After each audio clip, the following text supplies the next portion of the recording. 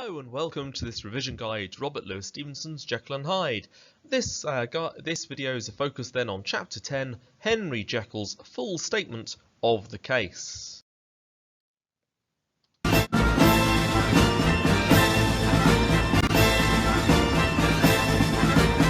What is this feeling of power and drive I've never known? I feel alive. Where does this feeling of power derive, making me know why I'm alive? Like the night, it's a secret, sinister, dark, and unknown. I do not know what I seek, yet I'll seek it alone. I have a thirst that I cannot deprive.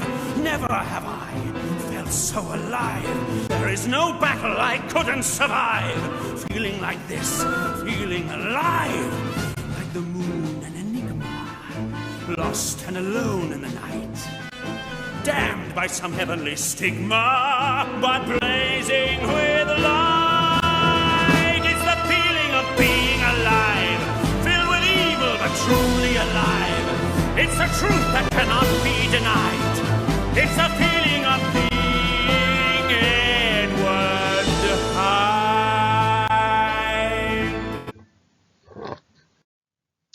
On screen at the moment then is our user's guide. If you haven't seen a video like this before, please pause the video, take a look at this to see how best to use this resource. As normal, we're going to study AO1, understand what the book is about, AO2, its language, form and structure, and AO3, its context. Here are the themes of Jekyll and Hyde we're going to cover during this video, with a focus on each of these key themes right at the end, so you can see how they best fit this chapter we're looking at closely today.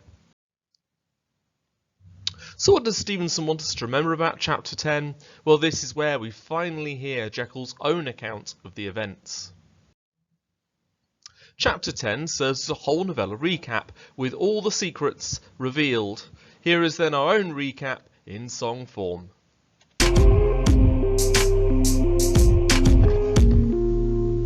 In a nocturnal city, a man and a child collide. We get our first glimpse of Mr. Hyde, not like a man, some damn juggernaut. Look at him, the desire to kill him is formed. A strange door, a stranger still. Jekyll left him all his money in his will. Utterson goes to investigate. He begins to fear it is disgrace. If he be Hyde, I shall be seek. His patience is rewarded, he sees Satan's signature on his face. A foul soul is what Utterson states. Savage laugh meets the ear, disgust, loathing and fear. To see the face of a man called Hyde, the darkness within Stevenson implies. It's a story of science versus religion. Good versus evil is a dualism. Original sin, a human condition. Story of Jekyll and Hyde that I'm spitting. October 18th, mark the date. It's the Carroll murder case. Beautiful gentleman with white hair, and innocent old world kindness was there. Hyde, brandishing a cane. Anger, described as a great flame. Ape-like fury, a storm of blows. Audibly shattered the bones. Hyde disappears in the wake. I swear I'll never set eyes on him again, says Jekyll. A lesson I've had, but he shares the murderer's autograph. On a wild, cold night of March, Paul arrives, broken and harsh. My master's changed, made away with. 8 days ago's the time he stated. In his room, a thing that cries to heaven. It will walk all day and through the night is stepping. An ill conscience, enemy to rest. Weeping like a lost soul, the butler says. They break through the door to find what's inside. The clothes of Jekyll, but the face of Hyde. Self-destroyer, body still twitching. A crushed vial that his hand still gripping. It's a story of science versus religion. Good versus evil is a dualism. Original sin, a human condition. Story of Jekyll and Hyde that I'm spitting. In the final chapter, all is revealed. A letter from Jekyll. When it's unsealed, we find out how Jekyll became Hyde, trying to escape the curse of mankind. The primitive duality within, continuously struggling. So Jekyll drinks a potion, separate the good and bad's a notion. Transformed, tenfold more wicked. On his face, evil is written. It delights him like a fine wine. Younger, lighter, happier, the line. Seem natural and human, but being Mr. Hyde starts to consume him. The familiar from his own soul is something Jekyll can't control. Then the night of the murder, Carol was killed by Hyde in a fervor. The spirit of hell awoke in me, mauled the unresisting body with glee. The potion is all he's got left from becoming Hyde and creating more death, until the day he runs out of soap. The rest of the story's already being told. It's a story of science versus religion. Good versus evil is a dualism. Original sin, a human condition. Story of Jekyll and Hyde that I'm spitting.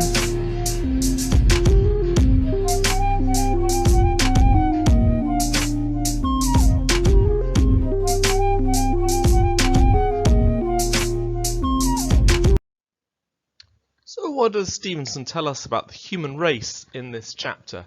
Of course, in this chapter we see both Jekyll and Hyde, so it's more of a case of how do they embody us as a race rather than them as individuals.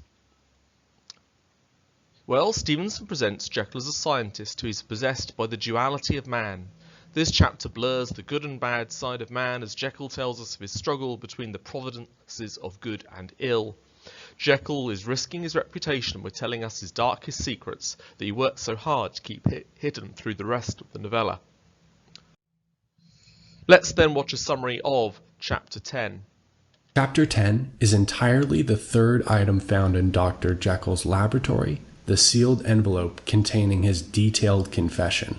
In this confession, Jekyll writes about how he became obsessed with separating the two parts of a human, the good part and the evil part. After a lot of research, Jekyll finally finds a potion that will do just that. The potion transforms Jekyll into the worst part of him, but Jekyll finds this exhilarating and liberating. Eventually, Jekyll even sets up a house and a bank account for his alter ego, Mr. Hyde.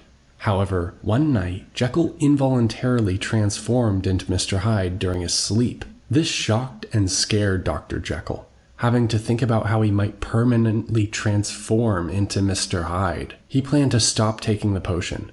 However, he slipped up one time, and the angry Mr. Hyde murdered Sir Danvers Carew. After that, Dr. Jekyll stops taking the potion completely. This is the point when Dr. Jekyll's health improved dramatically in Chapter 6. However, one day, Jekyll was bored and decided to dip into the dark nature that Mr. Hyde practiced. This caused Dr. Jekyll to transform into Mr. Hyde in broad daylight.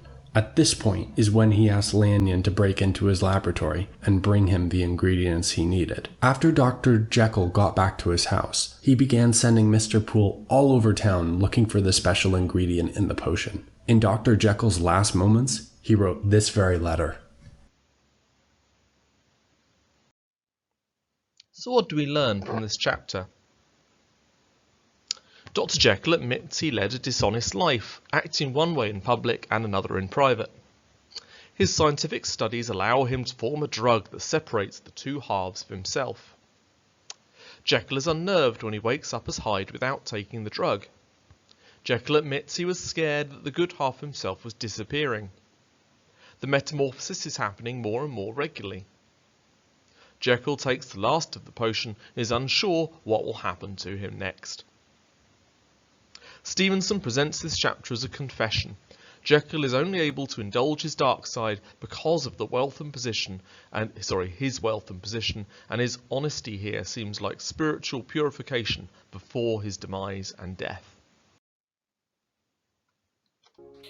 Chapter 10 of Dr. Jekyll and Mr. Hyde is the final chapter, and Dr. Jekyll narrates it by way of his letter explaining what he did and why.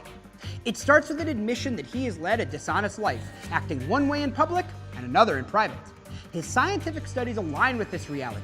He had set out to literally split these identities. Jekyll formulates a drug that creates a second body and personality.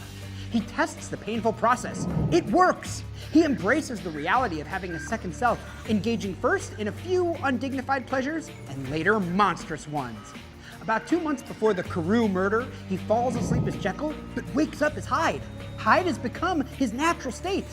Jekyll then puts Hyde aside for 2 months.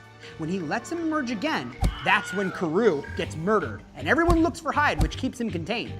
He begins turning into Hyde while he is conscious and in public, without using his drug at all. At first, he feared being executed for murder, but now he's afraid of living as Hyde. Then Hyde writes letters to Poole and Lanyon. He appears at Lanyon's, where he changes back to Jekyll. Exhausted, he goes home to sleep, and when he wakes up, he changes to Hyde again. Hyde's power seems to grow as Jekyll weakens. The drug stops working, and he eventually concludes that some mysterious impurity in the original batch is what has allowed it to work its transformation. Jekyll takes the last of the original potion, but he ends the letter unsure what will happen. So before we look at the extracts from the chapter in some depth and think about how Jekyll's communicating his ideas through the chapter through chapter 10, I think we need to understand a bit more about the Victorian era. The Industrial Revolution and the ongoing progression of the sciences, that would be the sort of psychology, as well as medical sciences, as well as the more common ones, meant that the Victorian era was a golden time for someone like Jekyll or Stevenson to exist. This is a time where everyone believed anything was possible. At the time, society was smashing through the ceiling of what they thought was possible. You can see in the background there a picture. People literally began to believe they could fly through man's invention rather than praying to God. We're now going to watch a clip then from the 2012 Olympics, which shows in sort of picture or film form the impact of the Industrial Revolution.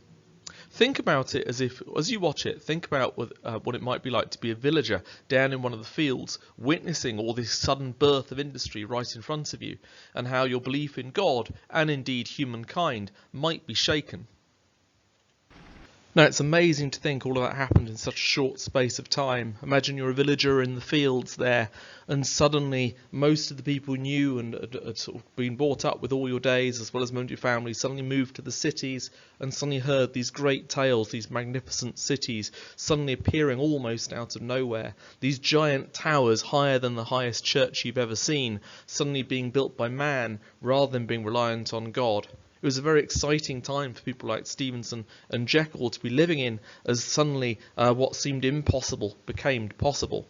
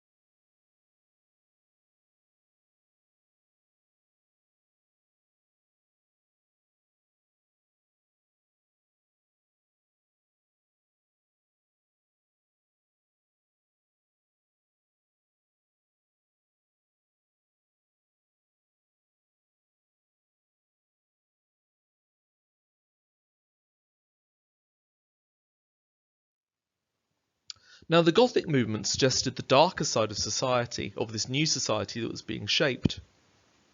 It's certainly true the Industrial Revolution meant the economy was expanding and people were getting richer. New rail links were being set up to improve travel, and factories were now making goods to export in bulk and so make Britain richer. But the Industrial Revolution also meant social stability was weakening. Careers that had long run in families were now disappearing. Machines were taking the job of humans.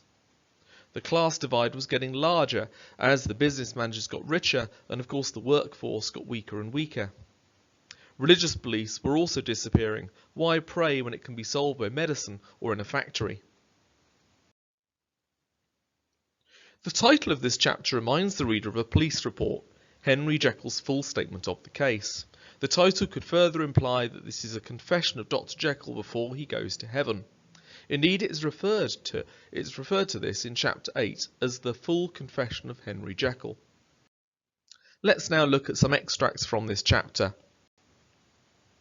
Stevenson forces us to reflect on Jekyll's wealth, as this allows him to experiment with his dark side, something a working class man should not be able to do. Stevenson implies that Jekyll is arrogant, as he likes the attention of his peers and the attention they give him. This emphasises his vanity and pride.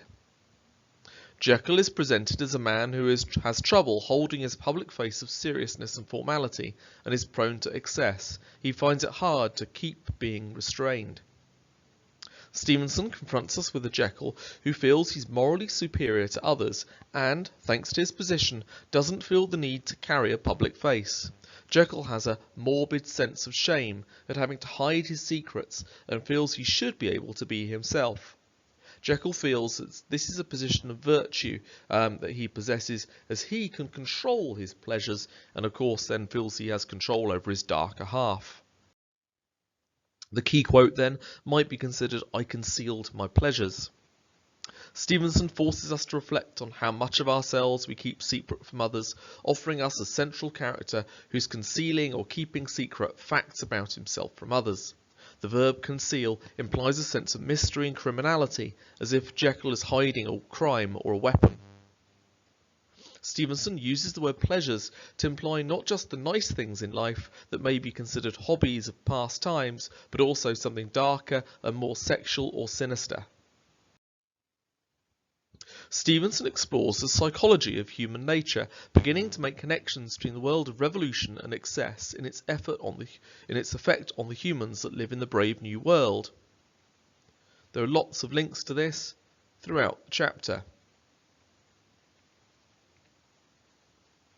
Some others in red: primitive duality of man, I am radically both. Stevenson saw on the streets around him both the sophisticated face of society and the homelessness and desperation on the streets, and how close the two actually lived. Life could be relieved of all that was unbearable. Stevenson and Jekyll felt it was shame that the hidden parts of life were also parts that make it worth living. He came up with the theory then that man is not only one, but actually truly two. Gentlemen, London is so full of fog that it has penetrated our minds, set boundaries for our vision.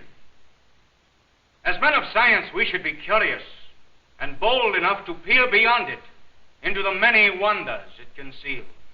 I shall not dwell today on the secrets of the human body in sickness and in health. Today I want to talk to you of a greater marvel, the soul of man. My analysis of this soul, the human psyche, leads me to believe that man is not truly one, but truly two. One of him strives for the nobilities of life. This we call his good self. The other seeks an expression of impulses that bind him to some dim animal relation with the earth. This we may call the bad. These two carry on an eternal struggle in the nature of man, yet they are chained together, and that chain spells repression to the evil, remorse to the good. Jekyll mistakenly believes that if man can just separate the two sides, then both will excess and get the best from both worlds, and so be happy. He would have the ultimate good half as well as the ultimate evil. The text could be interpreted as a sexual morality tale or gay allegory. Jekyll is depicted as much older than Hyde, who he envies because of his love of life and lack of restrictions. As time goes on, the trench between the two men grows, and the two become more and more dependent on each other's actions. Both need secrecy. Stevenson's novella would be seen as too controversial to be explicitly sexual, but certain signs suggest it. As Jekyll says, I could not rightfully said to be either. This is a very modern concept that has really hit the media a lot recently. It stems from the word bi, which is two. And so the gender binary really means two gender types, which in our culture is male and female. The gender binary for me was something that I just simply couldn't tether myself to. You know, I saw gender, I see it as this circle, and I saw man and woman as just 2 points on this circle, just these binary points. And I think what's really interesting about that visual of, you know, the way you visualize it, male and female being 2 points on a circle, is that no one is necessarily trying to say that you aren't allowed as a parent or as a person to identify and to feel like a female or a male, that those exist, but that they aren't just the only 2 options, that there has to be more options on that circle for people who don't feel exclusively like one or the other, but maybe a combination of the 2 or totally outside of the 2. But I started doing a little research, and it was that research which was kind of the rabbit hole for me of, oh my gosh, like, there aren't just male or female genders out there.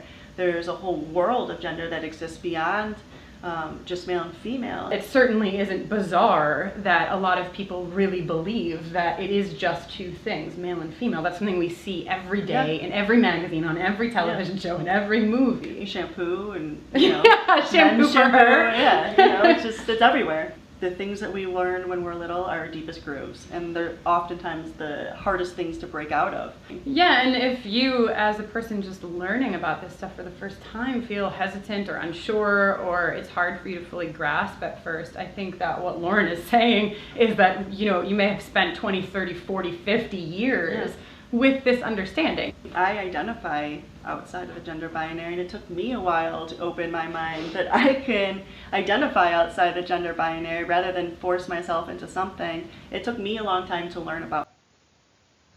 As you can see then, the lady there talks about this idea of gender binary and seeing it as a circle with male and female being at opposite points. But this whole kind of range of other views in between the two.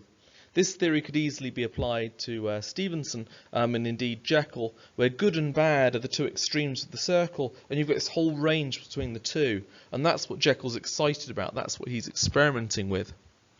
Jekyll could be said to struggle with his sexual desires and how to live with these disreputable truths inside him. As a Victorian man, these facets of himself were illegal, and the mere suggestion of them would mean he was outed from society and the men he idolises and seeks appreciation from. Lanyon's reaction was the worst Jekyll could have expected, as Lanyon was unable to speak of what he saw in Jekyll, a man he thought he knew and trusted. If Stevenson was struggling with sexual depravity in Jekyll and Hyde's relationship, then this would have been seen as radical at the time. It would be easy to link the quote below to homosexuality, but this would be wrong, as the word has 2 different meanings in Victorian times. It was the curse of mankind that these incongruous faggots were thus bound together in the agonised womb of consciousness. The word faggot means a bunch of sticks, separate elements bundled together into one body. Stevenson may be subtly linking to the way heretics such as witches were burnt by fire and faggot for working against God, linking to Jekyll's experiments. Stevenson also implies Jekyll's God complex, as he refers to the head or brain as the womb of consciousness, as if he was trying to give birth to something other or something ungodly. Stevenson forces us to reflect on Jekyll's evil as, in the first transformation, evil is smaller than his good side, yet also associated with youth and rigour. Stevenson implies that Hyde is the shadow of Jekyll and the criminal, killer, instinctual side of his brain. Perhaps Hyde is a reptilian half of man, and that is why his touch turns the victim icy. Freud would label this as the ego, the rational side, and the id, the instinctive side. Freud believed that there were 3 levels of consciousness. First is the unconscious mind, which exists outside of your awareness at all times. Next is the preconscious mind, which includes all information that you are not currently aware of, but that can be recalled. Finally, the conscious mind is your current state of awareness. Remember the cartoons you used to watch as a child? The main character is confronted with a choice. On his left shoulder is a little devil pushing him toward a bad choice. On his right shoulder, a little angel is encouraging him to make a good choice. He is stuck in the middle and forced to make a decision that will affect him.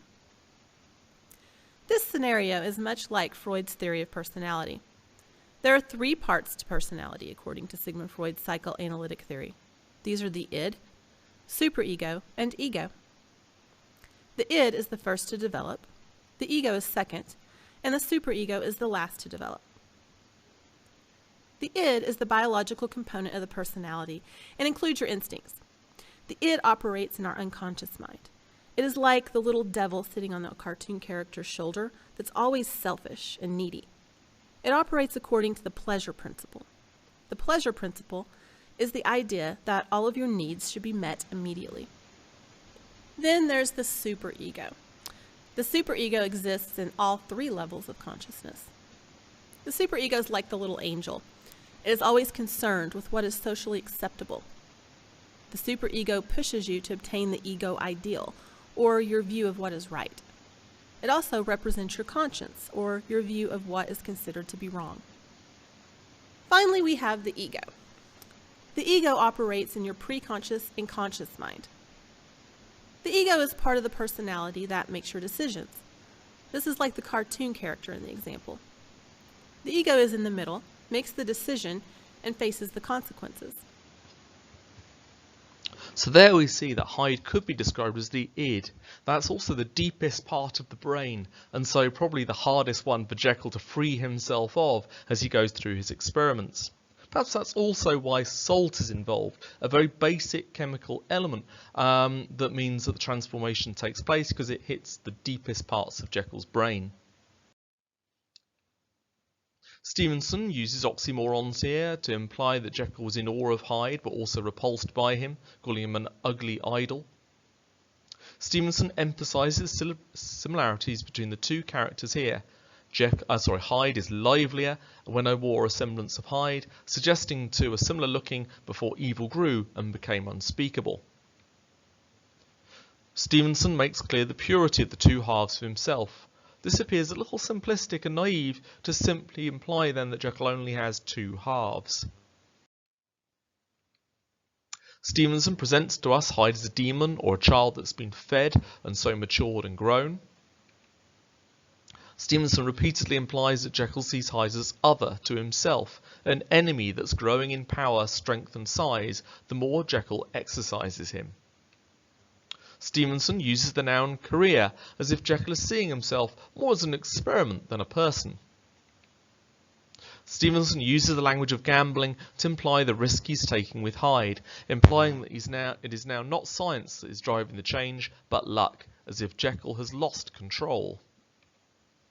Stevenson uses the extended metaphor of clothing to describe the wearing of Jekyll and Hyde, as if both good and bad have become a mask. Here then we can see a visual representation of the old Jekyll looking in the mirror at the more lively Hyde. Stevenson repeatedly links Hyde to youth, vitality and energy, while Jekyll is described as older, wiser, but lacking freedom and liberty. By juxtaposing the 2 states of life, Stevenson is stereotyping youth as excessive yet free, and old age as being respectable and reserved. Stevenson goes on to explore the idea of memory and implies with age comes longing for youth and a return to excessive pleasures. This could also be linked to Stevenson's view of himself while ill, a young man experiencing pangs of old age. Stevenson presents us with Jekyll as a man who sees Hyde, as like a dream, and the tone becomes more positive when Jekyll wakes up. This links to the idea that Jekyll sees Hyde as inconsequential and something he can easily forget and get rid of. Stevenson uses his setting to briefly symbolise Jekyll's positive outlook on life in the absence of Hyde, his rational, intellectual but naive self. Once again, the metaphor of an animal is used to link to Jekyll's inner primal self. Stevenson offers us an arrogant insight into Jekyll's psyche. He is above other men as he can control and manipulate the evil inside him, whereas they lack the skill and moral integrity to do so. Stevenson once more contrasts the two extremes of Jekyll's psyche and implies a swift change between the two halves. Stevenson challenges us to view Hyde as a drug addict that is only in control when the drug is taken. Once the drug wears off, he transforms back to Hyde. The lexical set of verbs, raging, freezing, re-administer and shudder, all imply addiction and the after effects of addiction. Stevenson presents us with Jekyll truly ripping into two as Hyde now hates Jekyll and how weak he's become. Yet Jekyll makes it clear that Jekyll has the power as he cannot be captured by the police and so still remains in control. Hyde views Jekyll as a cage that he must stay in to keep from being killed, as once again society and expectation keep Hyde in check. Remember, he's wanted as a murderer at this point, so if Hyde goes out in public, he will be executed by the police for the crimes he's committed. So Jekyll is his public face that he has to hide behind. This also implies that Jekyll still has control of Hyde and has always had the responsibility for Hyde's actions, yet has consistently denied this responsibility. Stevenson gives us the image of Hyde slowly destroying Jekyll's most precious objects and those it uses as guidance, his books indicating knowledge and the picture of his father, symbolic of Jekyll's moral code. Stevenson repeats the word ruin to remind us that Jekyll is ruining himself by his actions and, to some extent, Jekyll is choosing the path of self-destruction through his addictions. Now let's look then at the key themes in this chapter of Jekyll and Hyde. Obviously then the theme of repression, which runs throughout the chapter. The example on the right there is simply one of many you could choose from this chapter, and the quotes are highlighted in yellow. This whole chapter is about Jekyll trying to control and or deny and or not take responsibility for his repressed self. In this extract we can see the reasons for his temptation. Hyde was allowed pleasures that were undignified and had power that Jekyll could not resist. Jekyll, throughout the novella, explores the freedom that was allowed him under his cloak of Edward Hyde. Freedom from repression acts like a drug on his mind as his body as soon as he cannot live without his repressed form. Disordered sensual images running like a mill race in my fancy, a solution to the bonds of obligation. The bonds of obligation are then Jekyll's repression or repressed self. The theme of violence. Well, as we can see here, some of the words in black there indicate that actually Jekyll feels like he's giving birth to a new person. Perhaps then that's why Hyde is so small. Stevenson makes clear the agony and adrenaline that were like the birth of Hyde, the contractions and boiling of the potion, the repeated racking pangs that grind bones before Hyde is born to sweet and happy bliss and adrenaline, the successful delivery of the child, Hyde. As Jekyll tells us his confession, he makes clear his opinions on Hyde's violence, calling it monstrous and filled with vicarious depravity. He is shocked at what Hyde is capable of, all the while denying that it's part of himself causing the crimes and violence around him. This becomes more apparent when he places both parts of himself in the third person. Henry Jekyll stood at times aghast before the acts of Edward Hyde, confronting us with a lack of responsibility for any of his actions. Stevenson always using sickening language here to describe the joy at what he did to Danvers Carew. The act itself is often edited in film adaptations for its unmotivated violence, but in many respects the joy and elation that Jekyll feels is worse, as he's gratified and stimulated, experiencing a cold thrill at what he's achieved as his civilized self is metaphorically murdered by Hyde. For the reader, even in modern society, it is shocking to read. You can see there he describes the spirit of hell raging inside him. He mauled the body as if he described himself like a dog mauling this innocent man, tasting delight from every blow. My lust of evil gratified and stimulated, my love of life screwed to the topmost peg. So in other words, when Hyde attacked Danvers, he felt more alive than he's ever done before. This then is a quote reminding us, of course, that Hyde is very much like the devil. That child of hell had nothing human, nothing lived in him but fear and hatred. Stevenson in many ways challenges us to see that not just Hyde but Jekyll is Satan.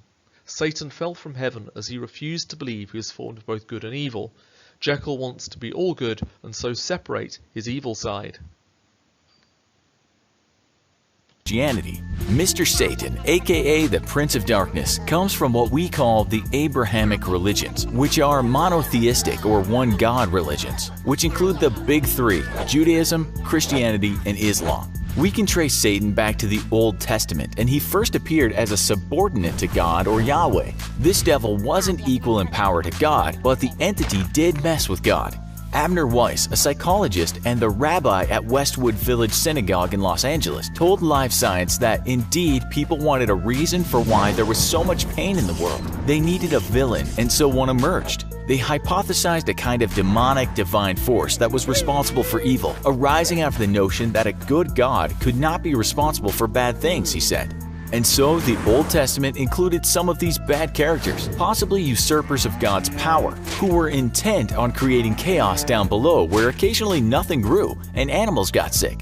We had such a character in the book of Job. Job starts off living the life wryly. He has wealth and a happy family. Then Satan, known as the Accuser, asks God if he thinks Job would be so pious even if he had his happy life stripped from him. This accuser says that if Job suddenly found himself a down and out with nothing, he would retract his belief in God. God, of course, likes a good challenge, and he tells the accuser to take away Job's happiness, kill his children, his servants, and even cover him with boils. Job, left with nothing, muses, "Shall we receive good from God, and shall we not receive evil?"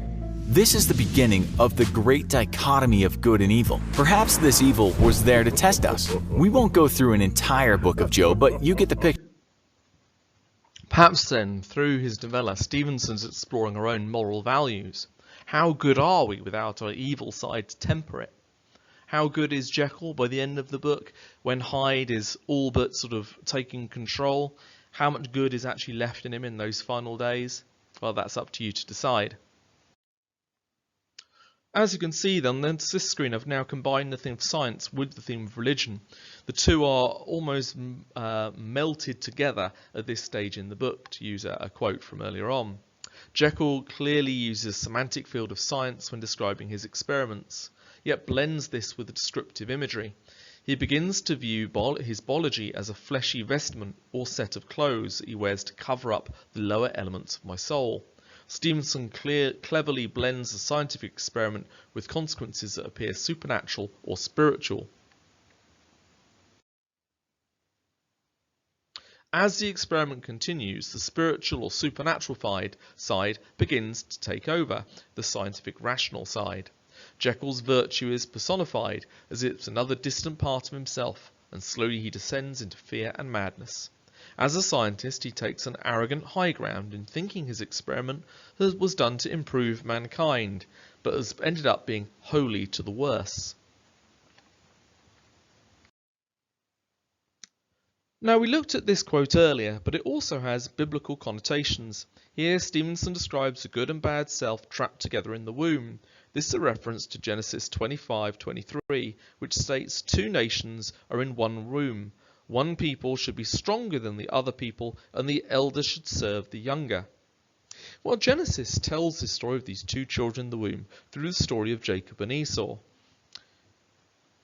As you watch this clip, you'll notice similarities between Jekyll and Hyde and how Jacob and Esau are presented, but also think about the behaviour. How is Esau treated? What does Esau get, or what is Esau promised? And actually, how does the story end up? You should see some parallels between this and, of course, Jekyll and Hyde. God's story, Jacob and Esau. So part of God's story is about twin brothers, and it begins like this. Once, there were twins named Jacob and Esau, and they didn't get along. They actually started fighting before they were born. Then during birth, Esau came out first, but Jacob was holding on to his heel. That's not normal, and they even look different. The Bible says Esau's body was covered in so much red hair, it was almost like he had clothes on. Jacob's skin was smooth. Well, they got even more different as they grew up. Esau hunted animals and spent time outside. Their dad, Isaac, was a big meat eater, so Esau was his favorite. Jacob, on the other hand, was a quiet guy who liked to stay indoors. Their mom, Rebecca, liked Jacob the best. The Bible doesn't talk much about Jacob and Esau as kids, but we do know Esau was lucky to be the oldest because he had what's called a birthright. That meant Esau would be in charge of their family, including all their money, land, and stuff. Jacob would probably have to work for his brother Esau, and their dad Isaac would give Esau a blessing, which means Isaac would ask God to take care of his oldest son Esau in an extra special way. Well, you probably think Esau was pretty excited about this, but he wasn't. In fact, one day he gave it up. He'd just returned from a hunting trip. Since he was out killing animals all day, he didn't have time to eat. He came home starving. Jacob was making stew, so Esau said, "Quick, give me some of that stew. I'm very hungry." Now, Jacob was a little sneaky, so he didn't just share the stew with his hungry brother, which would have been nice. Instead, he said, "First, sell me your birthright." And guess what? Esau said yes. It's a little like paying $1 million for a bowl of mush. As we know, Jekyll does not see himself as equal to Hyde, he sees himself as superior. Remember, the two are the same man. So, looking now to look closer at the theme of religion. Like all the characters, we know that Jekyll turned to God when times get tough, seeking repentance for his sins and letting out the devil from the cage. He goes as far as to clasp hands to God and use prayers to smother down the crowd of hideous images. This presents us with the idea that faith is simply used to shed responsibility for Jekyll's actions. Jekyll repeatedly lets Hyde out and chooses to do so, yet it takes his imminent death to make him turn to God as an ugly face. So, some key quotes from this chapter then for your revision notes. And now let's think about what Stevenson's moral purpose might be behind this chapter. Stevenson finally delivers his message. There is evil inside us all that we deny and try to cover up. Like an addiction, it can consume us. On the screen then is the sentence starter. As the novella reaches its conclusion, Stevenson delivers his message. 3 key quotes and round about grade 5 answers for each one of these. Try and write these answers just using your notes rather than copy from the screen. Now let's look at essay skills. Well, how is the theme of good and evil explored in Jekyll and Hyde? I thought would be a good question to end up this sequence with. So now let's look at the extract that would accompany this question. As normal, the examiner would give you 1 page of the book to base your ideas on, but then you'd ask you to remember quotes from the rest. So here's our audio reading then of this particular extract. Jekyll. That night I had come to the fatal crossroads. Had I approached my discovery in a more noble spirit, had I risked the experiment while under the empire of generous or pious aspirations, all must have been otherwise, and from these agonies of death and birth, I had come forth an angel instead of a fiend.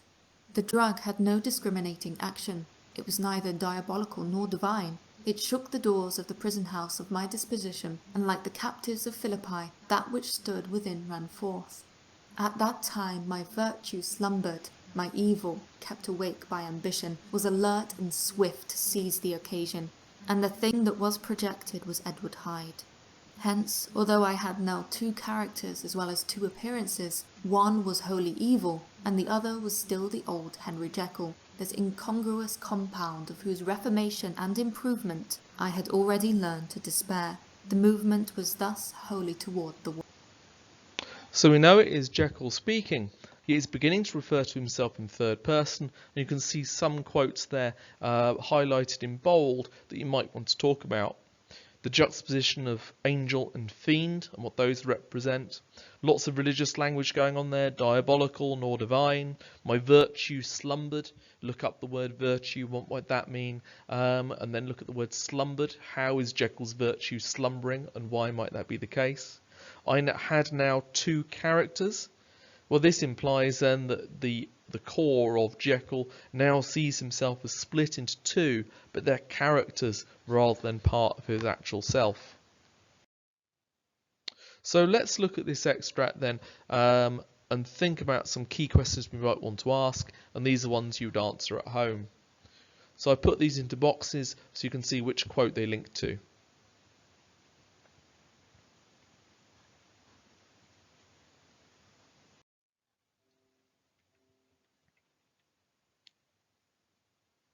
So, as you can see, there's 1, 2, 3, 4, 5 boxes. Have a go at answering the questions on the screen as an exploration of this extract. Now we're going to look at a sample essay that I've already highlighted in 3 different colours. I've got dark blue for the links to context. I've got green or greeny blue, green light blue to link to AO1, the message of the book. And then my language analysis or structure analysis is highlighted in sort of pinky red colour. You can see my opening paragraph there has all 3, and it's around about 8 lines long, so reasonably short, certainly much less than half a side. Please read it through and make notes if you need to.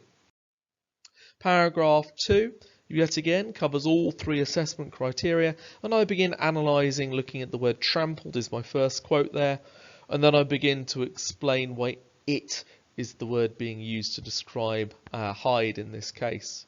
Again, look at the depth here and how much I'm saying after each quote, and look how I'm definitely proving I can analyse by zooming in on key details of the quotes I've chosen.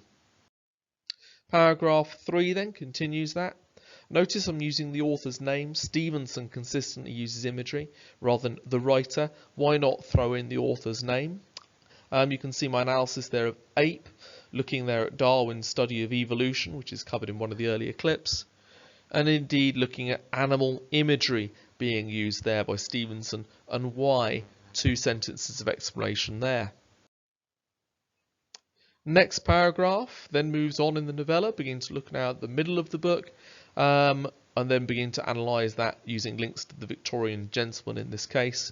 And notice by now how much pink there actually is. Most of my answers are devoted to AO2 or language analysis, because that's the thing the examiners are really going to pick me up on if they're not there. In fact, if the pink isn't there, I have no chance of passing this test. Moving on, you can now see that I'm being taken away by highlighting, although you can see some of the highlighting appearing through the back of the page.